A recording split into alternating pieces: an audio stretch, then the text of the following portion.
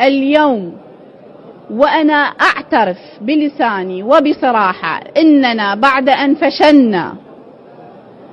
في إدارة الدولة وبناء الدولة الحديثة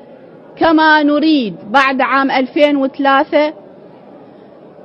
وعندما أسسنا للمحاصصة السياسية والطائفية والقومية ظننا بأننا سوف نضمن حقوق هذه المكونات،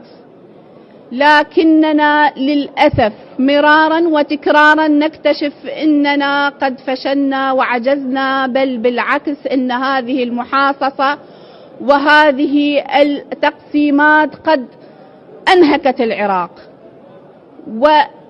ودمرت ما دمرته من بناء لدولة حديثة مؤسساتية تعتمد على الكفاءة وتعتمد على التوازن